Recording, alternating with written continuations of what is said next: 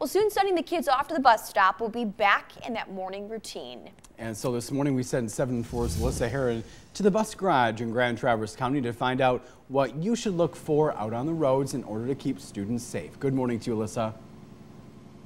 Good morning, Brendan and Melissa. Joining me now is Tyson Birch. He's the TCAP's Director of Transportation.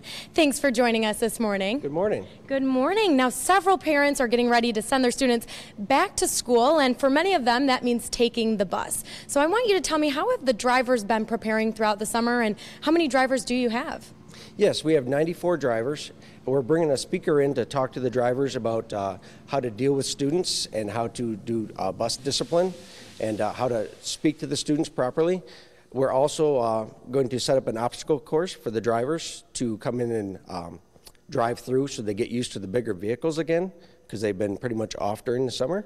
Okay, and then they're actually coming in today, correct? Yes, today. They're going to come in today and what we call bidding their routes. So they'll get their new route for the year and then go out on what we call a dry run, just to learn their routes, their locations for their stops, and everything like that. All right, so any advice for drivers when they're out on the road and they're behind or in front of a bus?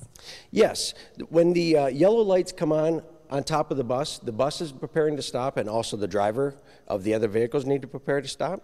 When the red lights come on, they're required to stop, and the students will either get off or get on the bus.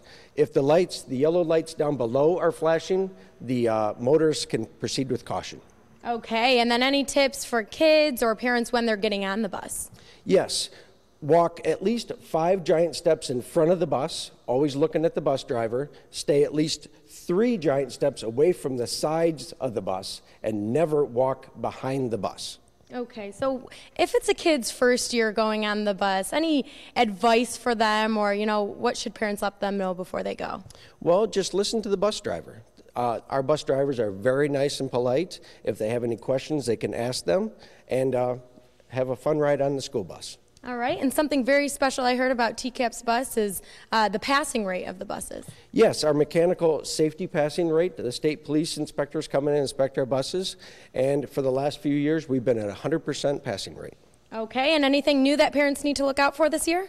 We are going to send out a letter this year instead of postcards, and that letter we will mail it on Friday. They should be receiving it Monday or Tuesday, and that letter is going to tell the parents the stop location, the time, and the route numbers for their bus. All right, wonderful. Well, thank you so much for joining us this morning, and we'll put all of this information and more up on our website at UpNorthLive.com. Reporting live in Grand Traverse County, Alyssa Heron, 7-4 News. All right, thanks, Alyssa. Of course, Alyssa at the bus garage that serves the Traverse City Area Public Schools in Grand Traverse County. So it's never too early to start looking at these and just to get into that mindset. I know school not yet quite there, but still a good time to prepare for that. It sure is, and to have that important discussion with your Right. children, no matter how old they are. Exactly.